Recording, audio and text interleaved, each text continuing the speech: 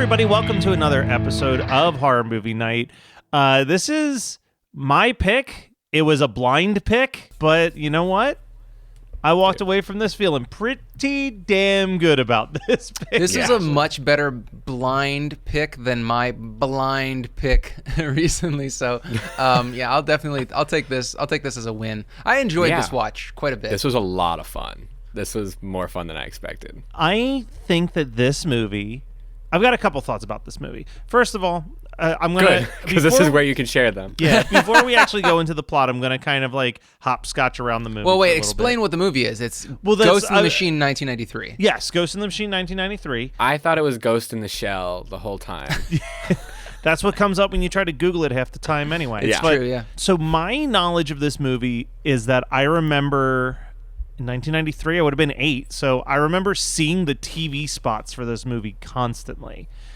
Specifically, a scene in the bathroom with the hand dryer. Oh, yeah. Now, I think they edited it dramatically differently on the TV spots, because I feel like the TV spot, it was more like he had his hands under there and it just kept getting hotter and hotter and he was screaming, which is way different than what actually happens in the movie. That's a TV edit, capital E. So, you know what he turned into?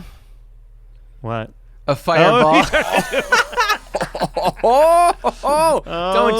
Damn, straight from the bottle like a savage. Oh. But I'll tell you, man, I hit play on this movie. I knew nothing about it. Literally up until I hit play, I knew the name of the movie. And I knew the cover. I barely knew the cover. I got it confused with another cover that I tried to search for. Was it Bulworth? Like, right before... Yeah, you wish it was Bulworth. I can't find it for the life of me. It's like a mix between that and Metamorphosis. The one I watched. I think what you're seeing is like, isn't it like a woman's face and then it turns into like the green lines or something like that? And it's still sort of like, but it's still sort of like screaming. Like, I really could. If I find it, I'll post it on the. No, I won't. I'm not gonna. Fuck it. I'll tell you guys and maybe forget about it. I don't know. But yeah, I hit play, and first of all, I immediately. This is how much of a fucking Freddy's Dead nerd I am. I immediately recognize the director's name as it comes up. I'm like, oh my god. And this was directed by a woman. She directed Freddy's Dead. Yeah. Yeah, and Tank Girl. Oh wow, she had some fucking cult hits in the 90s. She was John Waters' personal assistant at New Line. Wow. Before, and that's why John Waters worked at New Line? New Line's who put out Pink Flamingos and a bunch of his movies. This is all news to me. He was like, I love that. New Line is like kind of who gave him his start. So like, she became really good friends with him. That's why I've said this a million times, and you might hear this on episode 400 as well. What I love about Freddy's Dead so much is that it really feels like a John Waters take on Freddy Krueger. It's so campy and it's so over the top. And she's even said that the very beginning of the movie, when there's a guy sitting next to who we think is our survivor boy in the film, when he's dreaming that he's on a plane, that she had written that with Divine in mind, and then Divine had passed away, which doesn't totally make sense because Freddy's Dead came out in 93 and Divine died in 1989, and there was definitely like 3 movies in between there. So maybe she just meant a scene. Yeah, maybe she just meant like in her heart of idea. Hearts, she was like, if I could have, I would have made Divine this role. But whatever. So I'm excited about that. Then, I've said that I have 3 decades of crushes. And they all look exactly the same. And it's Jessica Harper in the 70s, it's Christina Ricci in the 90s, and it is firmly Karen Allen in the 80s. And here we go. We get Karen Allen. Karen Allen also has an amazing drink choice for a mom, which luckily I got to match as a Mai Tai and a beer back with my beer. That's for the other episode that we'll be talking about later. As my beer back. So and then my Cutwater Mai Tai. The last thing I'll say, and then we'll dive into the actual movie, our main character has a best friend who's fucking Fool from The People Under the Stairs. Mm-hmm. I was like, man, this is just hitting all different types of Matt Kelly boxes that I had no clue needed to be checked. What year is that? Is that 92? That's 91, I want to say. Okay, man, that kid, so he had a fucking quick, good couple years. And Sandlot the same year. Yeah. He popped into he got in and out real fast, but he made sure to make an impact. Yeah. So Ghost in the Machine, literally the only thing I knew about it was that there was a ghost that could haunt machines. And I actually saw an article that I loved the headline. I didn't read the actual article, but the headline was Ghost in the Machine low key paved the way for Final Destination.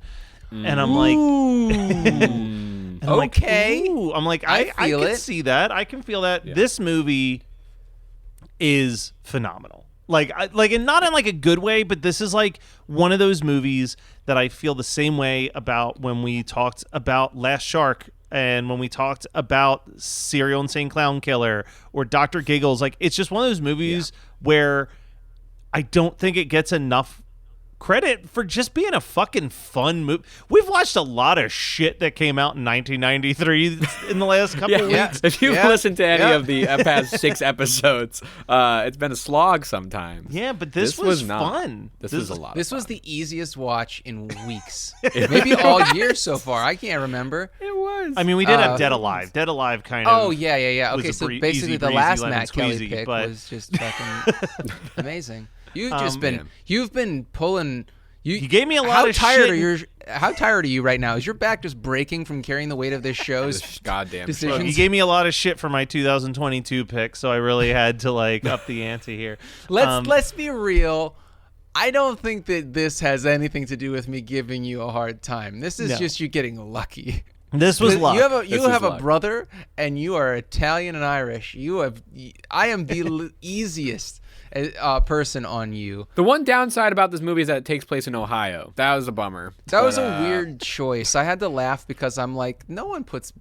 Oh, you know why? It's because the director did Freddy's Dead, and the Freddy movies are in Ohio. Springwood, yeah. Yeah. Oh, okay. There you go. All right. They just stayed there. Yeah, they didn't leave.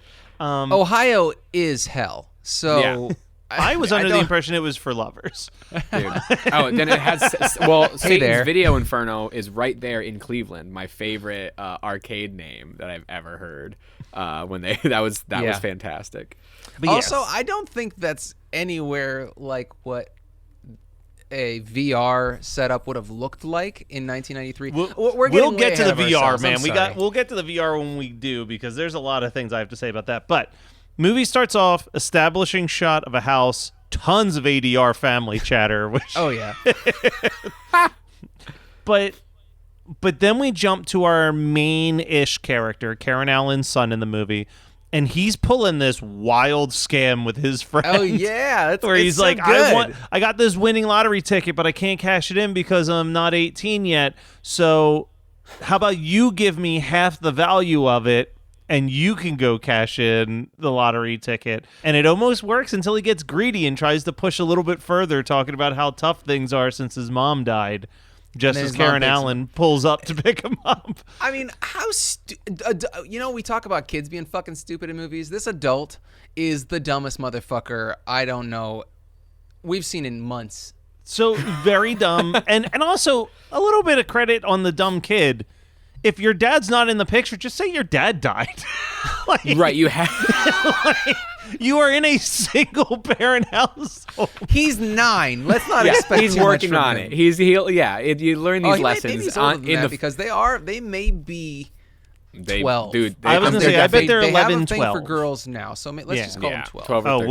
we'll get into that too. I have so many notes about so many things. We got to go in order just so I can parse I'm all of actually the not thoughts going to in do my any of brain. my notes. I'm just going to react to yours. to match. Truly. So we kind of are jumping back and forth right now, but we go back to the house that the film started on with an absolutely fucking beautiful tracking shot through this house that should not be as effectively creepy as it actually is, but it's that Alfred Hitchcock concept of like, when you know that there's a bomb in the house, it like builds your tension where you're like, something happened here. I'm just waiting for me to see what it is. So like every single turn around every nook and cranny of this house, you're like, where is it? Where are they? What's like the horrible thing? And then it's kind of like edit it for TV tame when they actually show the family. But it got the visceral reaction that it wanted to just from not showing you anything, honestly. Like just the creepy idea of they're all just sitting there in front of the couch. It's really, really weird. But then You're not explaining the fact that the reason why they're all just sitting in front of the couch is that there's this guy called the address book killer, Who we don't find his name until after he's already died, which I think is hysterical. Yeah, well, I mean, I think that it's kind of implied by the fact that he steals Karen Allen's address book. But so there's this serial killer in Northeast Ohio, I assume, because apparently she lives in Cleveland. He is dubbed the address book killer, and because he kills everyone within your address book. Which I don't understand the sustainability of that. That's a lot of killing. One person's address book could have anywhere from 10 names to fucking yeah. I mean, did you 50. see Karen Allen's book? It looked like it was about to explode out of its. We sent out 50 Christmas cards this year, and I can't imagine if somebody killed everybody on that list. Well, and then it's like we'll get into. She's trying to digitize her address book, awful. And as an example, they scan one random page, which just happens to be the middle of the book, the letter M, and that's when he infects the computer, he has access to that singular page that got scanned into the system, which, unluckily for Karen Allen, did in fact have her address. Her own address. Yeah, damn. which is, I mean, I don't know about you guys, but when you had an address book when you were a child, I guess, did you write down your own address? Nope. My parents had an address book. Guess which one they had memorized? The one that they lived in. Their own place? Yeah. So, yeah. I really loved how this movie has a great sense of humor. I mean, the writers, the people that wrote the actual lines are really funny because there's this whole thing about we're not explaining that Karen Allen and her son go into this computer store because she wants to get a software that can be used to digitize her address book, right? Yeah.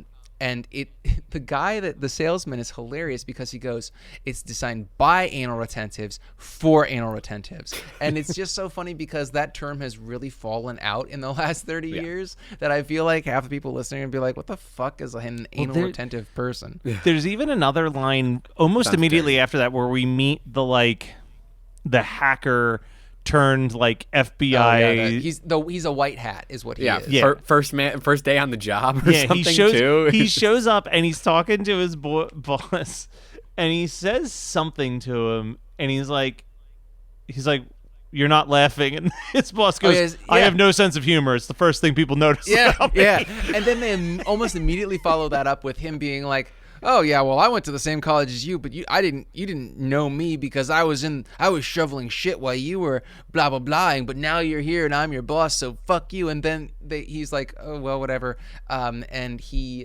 So hero guy is getting the lay of the land at this place where he started working, and he goes, what do you guys need addresses for? And he goes, this, and he shows him like junk mail, and he goes, this stuff pisses off more people than Howard Stern, which I wrote that down too. I was like, man, that we are firmly in 1993.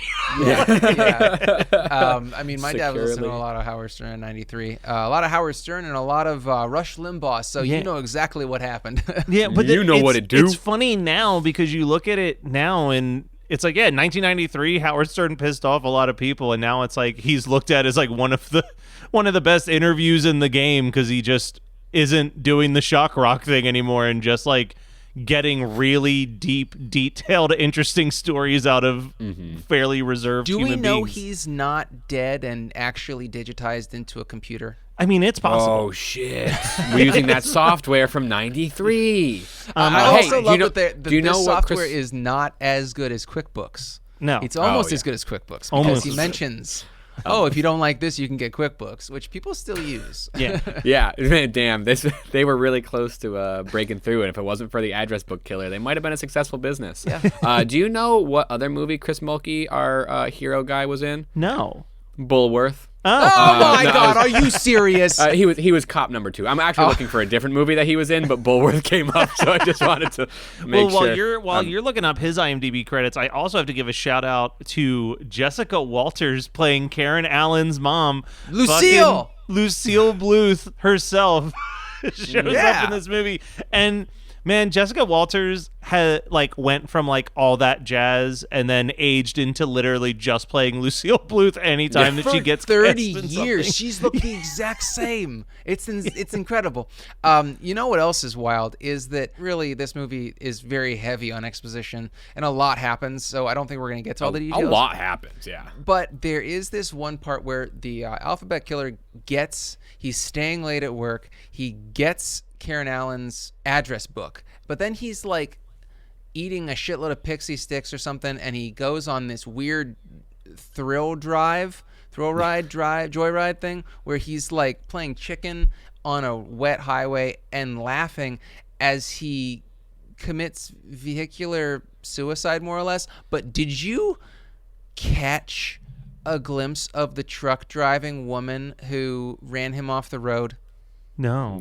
So I have a low-key conspiracy theory for you guys. All right. Okay. I was watching this not very intently. I was watching it, but I wasn't like staring at the screen. And I look over and I see the truck driver. It's a woman in her, let's say, late 30s, maybe early 40s. She's got curly brown hair parted down the middle. And I rewind it. And I'm like, no way. Is that Adrienne Barbeau? I thought it was Adrienne Barbeau too. She's not credited for it, but I did not see a credit for the truck driver. I think that was Adrienne Barbeau. I'll be honest with you. She did it as a gas, like for funsies. Yeah. But she was like, I can't. I'll do it because that was like what, a half an hour of her day. She might have just been on the lot, the soundstage. Yeah. And so she's like, "Fuck it, I'll be the truck driver as long as because the Actors Guild would probably she'd get in trouble if she was credited and not paid, right? Yeah. So I think that was Adrienne Barbeau. Dude, I like your theory. I'm gonna check. It's me with looking. I'm literally the guy from It's Always Sunny with the red. Yes, the red ribbons. This movie does really feel like horror movie night, fucking like Perfection? top tier shit. Because then I looked again, and who did she play? The babysitter Carol. Oh yeah, Carol was also Wendy in Tammy and the T-Rex. Yeah, she was. No. Yeah. And, Wow. she doesn't do really anything. She does a couple episodes of TV after that. And then a sequel to something that we'll be talking about later. And then, that's it. Yeah. So, it just feels dead on. Scott, I was waiting for your conspiracy theory to be like, and then I rewound and I saw she was wearing a name tag that said Large Marge and figured out that this was low-key a prequel to Pee-wee's Big Adventure. Yeah, he cackles as he's upside down going down this hill through a graveyard. Somehow he knows he is going to be able to come. He's figured out this potential for coming back into the world. So he's like, fuck it. I've always wanted to die this way. I think he's just fucking insane. But we do get this really cool kind of frantic editing camera work where it's just bits and pieces of the rescue of him into the hospital. And now I want to talk about something very important to me. I wrote down the following note. We need to do a soundtracking episode on this movie because this kid Oh yeah. who's depicting himself as the most wannabe gangster kid.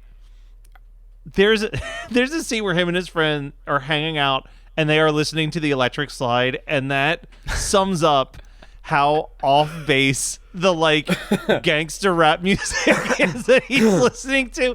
It is so a rappity rap, a rap. Well, my name is Matt and I'm here to say, and he's walking around with his baggy pants and everything. It is fucking incredible. It's almost Teen Witch Top Hat. It's Top Hat is just playing every Guys, time you stop watch it. name dropping. I'm not gonna have any double features Oh for today. shit! Oh no! Then he goes outside All right. and he just starts spitting game at this much older next door neighbor, and it's the most cheesy was your dad a baker, blah blah blah blah. But then he says to his friend on the phone, I call her butt an onion because it makes me want to cry, which is such a 12-year-old first discovering horniness line of dialogue. And that's right before he says that line, he goes, "I just found a great sex program." Which is Is that when we get to see Aeon Flux's nipples? yeah.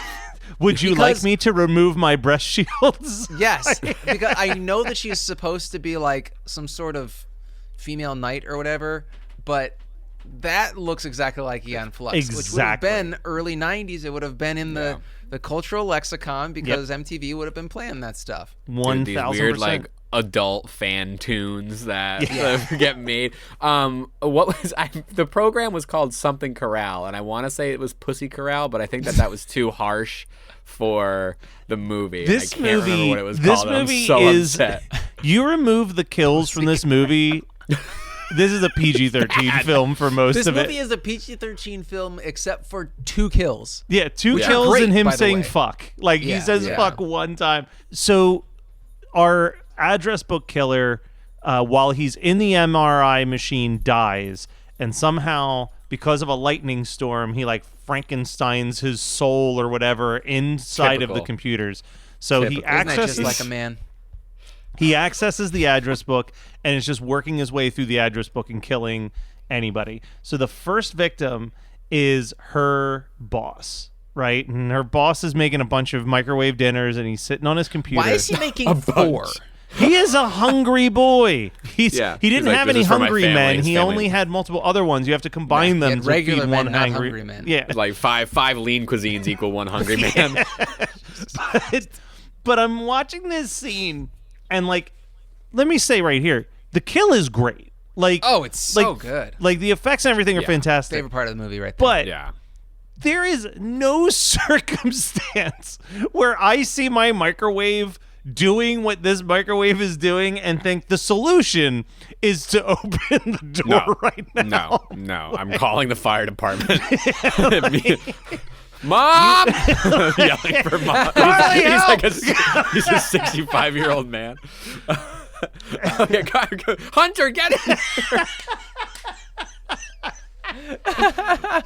Yeah, I was just like, why? Never, like, as soon as I saw it, I'm like, I mean, this is upsetting, but he's not going to walk in there. Surely he wouldn't do that. No, you wait for the timer to stop, presumably, and you just you go from And there. then But he's a man. He's a man's man, and he's going to fix it himself. my favorite note is we get this dream sequence, but there's a couple seconds where I don't know it's a dream sequence.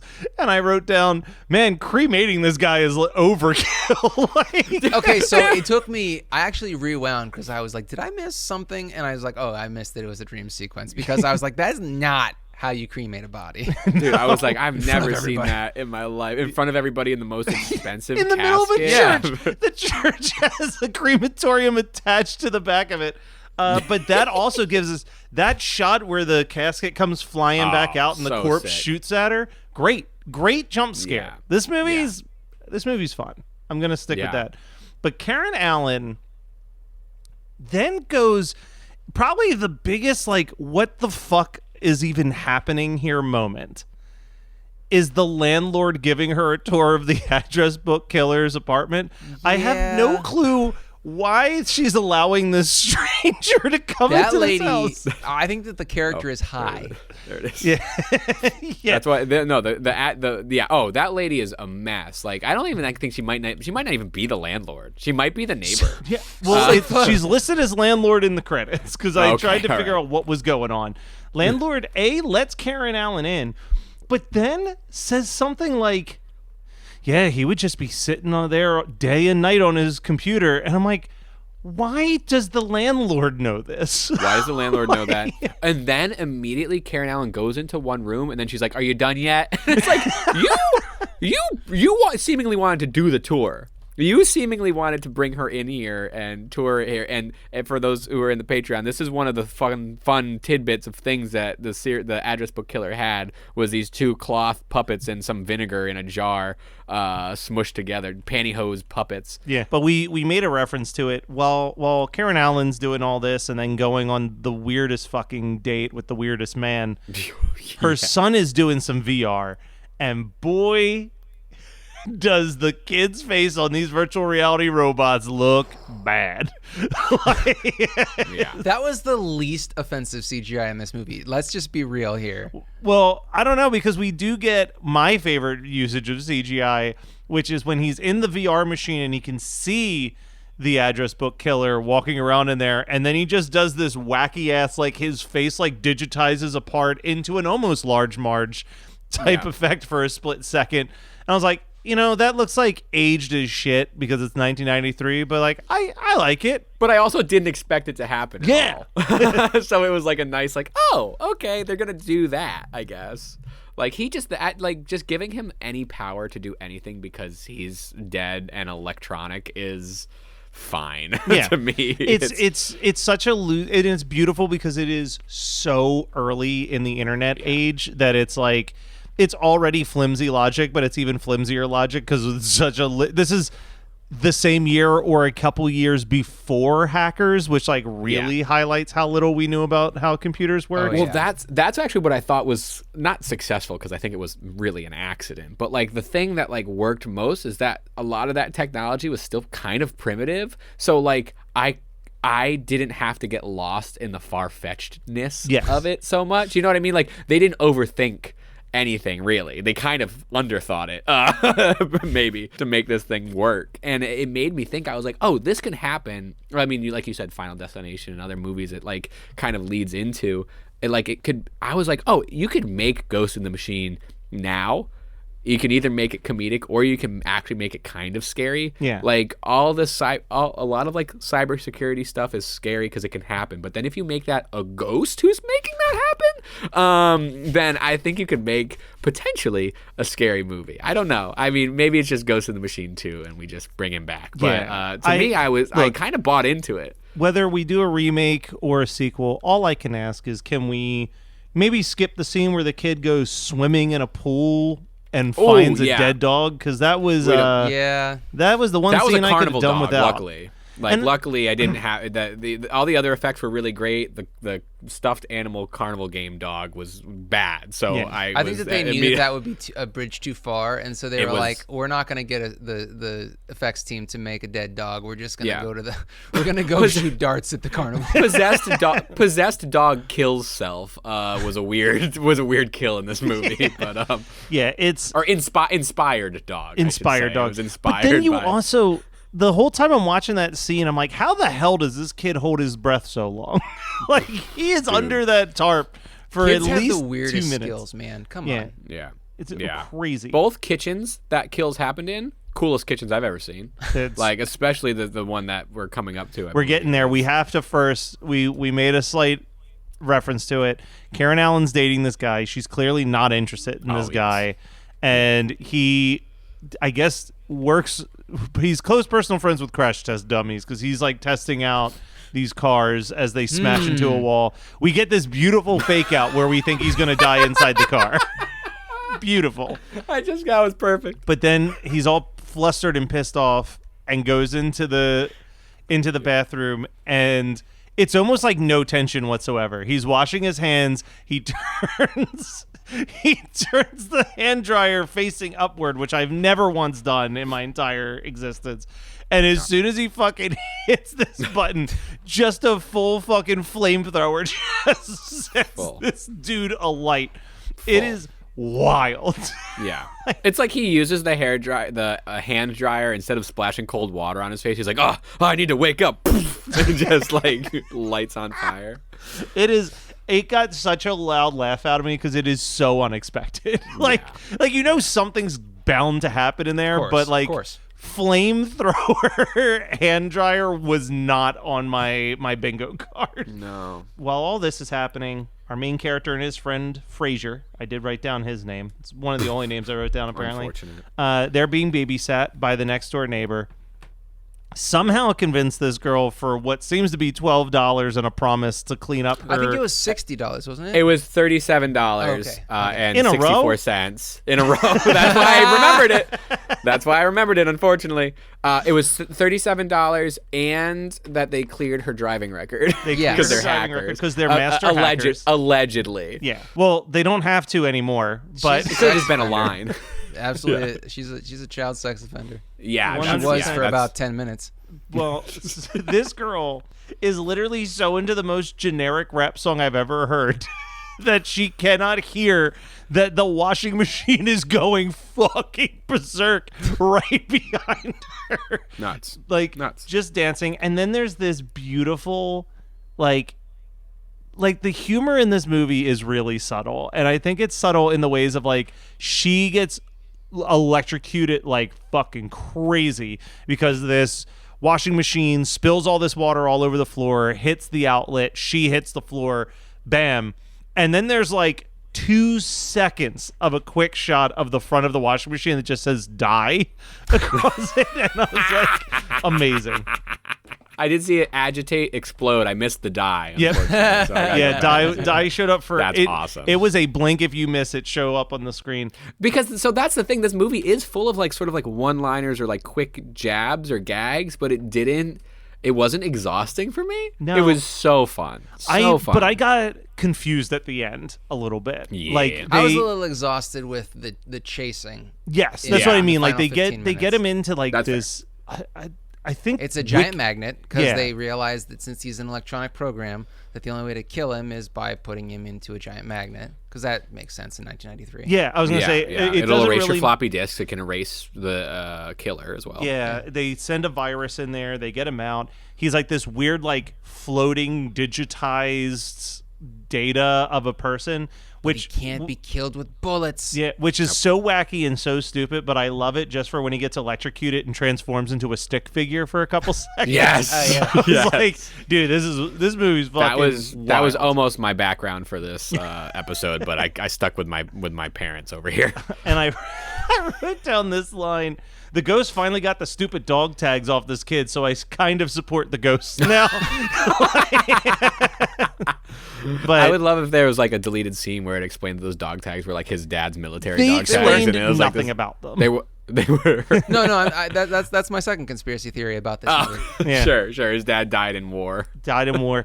But yeah, and then movie kind of, I gotta say, it jumps into Act 1 pretty quick, and it wraps up Act 3. There's no lull after they kill this guy. It is just end credits. Yeah.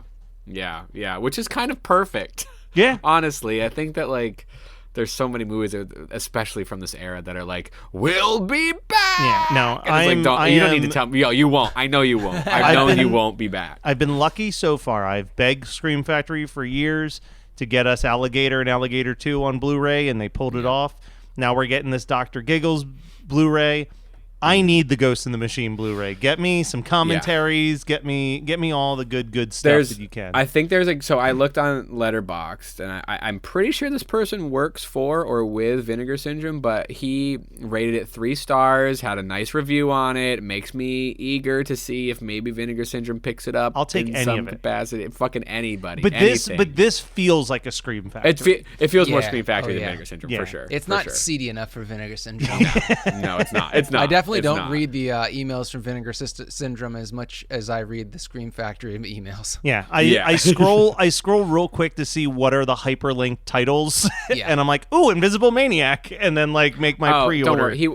He recorded this he recorded that in 2018, so we're far past any window of opportunity to see that. Yeah. It does feel more Scream Factory, and I would love to see it. They did Tammy, didn't they? No, Vinegar No, Syndrome did that Tammy. That was yeah. I mean, But they did a lot it's just of other weird because movies that- I feel like I like Scream Factory's releases more, but I don't think I've ever actually bought anything from them. I think that everything I ever buy, because I don't buy a whole lot, is always from Vinegar Syndrome. I Yeah. would say that Scream, the way I parse it out in my brain is like Scream Factory in my eyes usually leans towards either like really artsy 60s 70s lost films, like they'll pull out like these black and white movies that you kind of forgot about, or they'll do like some Hammer films, or like the mainstream cult horror film, like the movie that had like a studio behind it and it had a big release but it kind of bombed. Whereas Vinegar Syndrome is way more like the schlocky like and that's why, like, even though in my brain I feel like Tammy and the T-Rex and Ghost in the Machine kind of have a little bit in common, Tammy and the T-Rex and Invisible Maniac could practically be like brother and sister. Like, Yeah. I mean, I think it's the same director actually, but still. It is mind-blowing and heartbreaking how many original scripts are written every year but are never made. So we seek out these scripts and bring them to life with full audio production and professional actors. Check us out at Undiscovered Scripts, Movies made of paper. wherever you get your podcasts. Free. Any questions for me, Scott? Yeah. So you've got your night just full steam ahead. How do you want to continue and end it? So I got 2 answers. So I think I'm going to yield my time and let you guys pick, and then I'll go from there. Kyle, why don't you start Are you us sure? off then? Yeah. Well, for me, it feels a little obvious, but I have to go brain scan. Okay. There's a little technology thing, there's a little like kind of snarky guy, and there's some there's fun to be had. Okay. I can see that. I'm gonna go with arcade because it's also 1993, and it's we've discussed it on the show. I think that was Brian's first episode with us. First ever episode. Oh my God! No wonder he quit. Yeah, arcade. It's really dumb, but it also feels like I don't it think could I've ever just. seen Arcade. It's got Seth Green in it. Yeah, it's not very good. There's the obvious answer, which would not be a good evening. The obvious answer that would not be a good evening is that this movie is everything Lawnmower Man want it to be. Mm-hmm. But I really don't fucking want to watch Lawnmower Man. So No, I think that like how many times have you watched that in your life? beyond the one time we watched it for this podcast, probably one other time. Ugh, that's like too many times. That movie is yeah. fucking awful. But I mentioned it in the very beginning of this episode. Going from Ghost in the Machine right into Final Destination, however, it's a pretty fine little double feature right there. Mm-hmm. So I mean, yeah. I would be afraid of every household appliance for the rest of the night. But, yeah, but you know what? It's a good fear. It's a good fear. It should be. Why don't you cook over a goddamn fire, Scott, for once in your life? I don't know why I got so mad about that. Don't use a microwave ever again. Oh man. So Matt, now that we've gotten through the painful part of the show, why don't we get to the sweet lotion of the soul? What have you been doing in your free time? Oh, well, there's a lot of stuff that I don't feel comfortable talking about, but I will tell you about a movie that I watched. Bullshit. You will talk about anything on this show. But tell us about the movie you watched. So there was a movie that I genuinely don't remember how this came on my radar, but I had written it down maybe a year ago on like a list of like movies that I want to watch, and then I saw that it had just been added to Hulu, so I watched it right away. A film from 2012 called Ruby Sparks. Are either of you familiar with this? Okay. Only by name. It was based on a book, right? No, but it's about a writer, so that might be where your connection is. Okay. So it was written by Zoe Katzen, who was the female lead in The Big Sick. She appeared in one of the segments on The Ballad of Buster Scruggs. She's very cute. And it was directed by the team that did Little Miss Sunshine. It's about this author played by Paul Dano, and he is struggling to come up with his next book, and his therapist tells him to just write an imaginary story about him walking his dog in the park and having a conversation with somebody. So he creates his character, Ruby Sparks. He starts to fall in love with the character, and then he wakes up the next morning and she is alive and living inside of his house and has memories of a relationship that hasn't happened. And it kind of falls into this little bit of a Stranger Than Fiction aspect. It dabbles in seediness, but never goes too seedy. It's really the girl who wrote it said that like she wanted it to be a story about about the dangers of building your perfect woman. And that was like kind of the vibe was it was like she travels for a week and he gets too upset about it. So he writes in that the character never wants to leave his side, but then he gets annoyed that she's too clingy. So he like writes for her to be more independent. Like it's like he's constantly controlling her life, but it's really well done. It's one of those stories that I think because it's coming from a female perspective writing it feels different than if it was written. Could only a woman could write that. Like if a man wrote it, it would be like it would just be destroyed. Yeah. And that's okay. I'm not bemoaning that at all. Yeah, she said that she was trying to think of like a world similar to like something in Groundhog's Day and a little bit of Purple Rose of Cairo. Sure. But I do want to read this one little quick thing because I think it is like really what divides everything. The writer of the film constantly rejected the description that the character that she wrote and portrayed was a manic pixie dream girl. She called that reductive and dismissive, as in since the entire film is about the dangers of idolizing a person or reducing a person down to a single idea of who they are.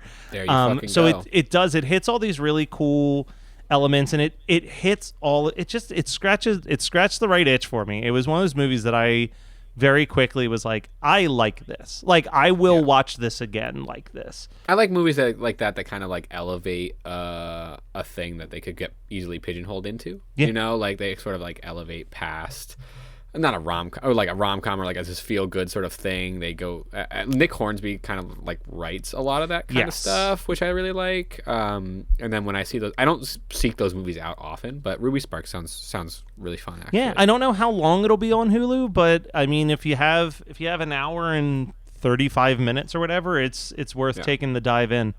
Yeah, that's nice. Kyle, what about you?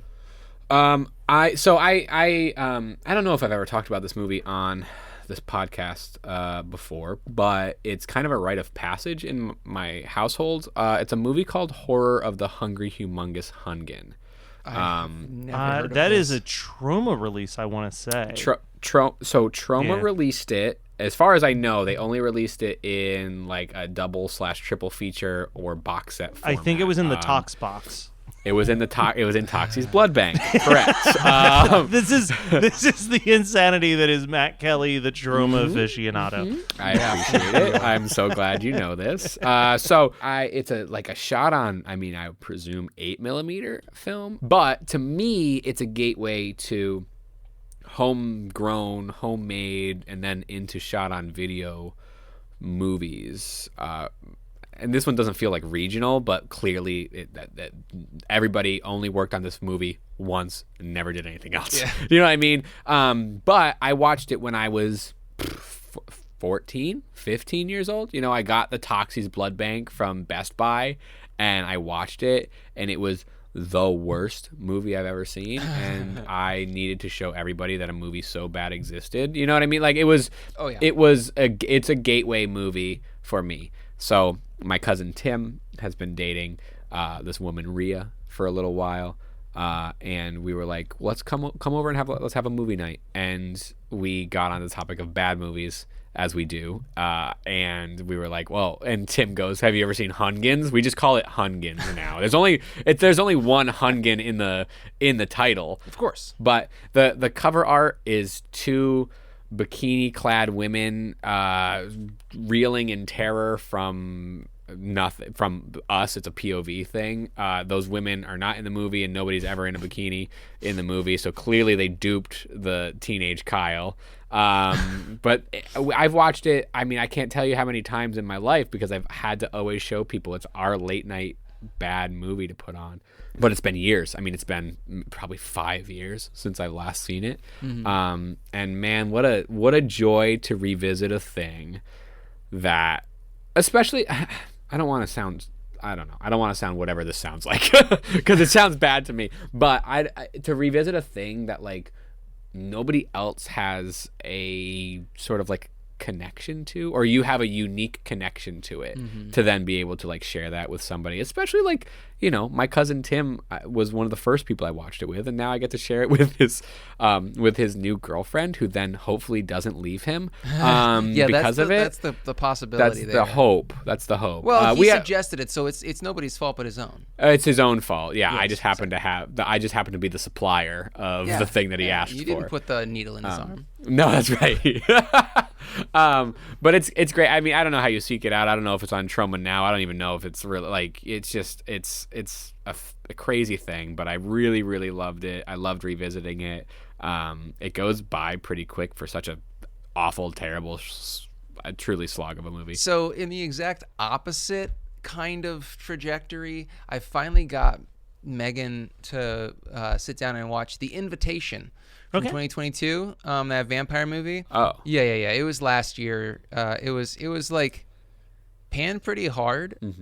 We had a good time. It's not a watch twice kind of movie, and it really telegraphs exactly what it is. It's basically a Meghan Markle meets vampires kind of allegory. What? It's okay because they ruined the surprise themselves with their marketing campaign, so it's not like I'm telling you anything that you wouldn't know by seeing No, I the dig preview. that though. But it's fun. We had a good time watching it. I think it's the first horror movie, like legit horror movie, Megan and I have watched together in quite some time. She prefers vampire movies, and it was beautiful. It was shot really beautifully. They had a good budget, and the guy that plays the kind of like the Lord of the Manor is the front runner of what all the fans of that A Court of Thorns and Roses series that I was talking about like a month or so ago. They want him to be one of the main characters in the live action Hulu show that's being that's in development right now, and I can see it. I can really see it. So it was a fun watch. I wouldn't necessarily say expect anything from it, but it kind of gave me like Downton Abbey meets vampires. Ooh. Oh. I mean, it's modern times. That's a but demographic for sure. It was like, I feel like if you are a white woman between the ages of 25 and 40, you probably will like this movie because you like Downton Abbey and you probably grew up reading some Anne Rice. So I mean, it's kind of that's it's kind hard of to see that's who kind of fucking perfect. Yeah, but it's hard to see who the demographic is when you're watching it. But when you look in retrospect, you're like, hell yeah. Who put it out, or was it on rather? I think that it's Netflix. Netflix? Pretty sure it's Netflix. Yeah. Yeah. All right, well, that was Ghost in the Machine, as picked by me blindly, but successfully. Thank you very much, Matt. We'll be back next week with another film from 1993 that ties into the holiday that we have coming around the corner. And speaking of holidays, actually, if you haven't already, next week, maybe take a holiday to historic Gettysburg, where you can see your favorite horror movie night podcast hosts at Creature Feature Weekend, along with a lot of stars from a lot of movies that we've talked about on this very podcast. But us primarily. But primarily us. And we'll be back next week with more Horror Movie Night.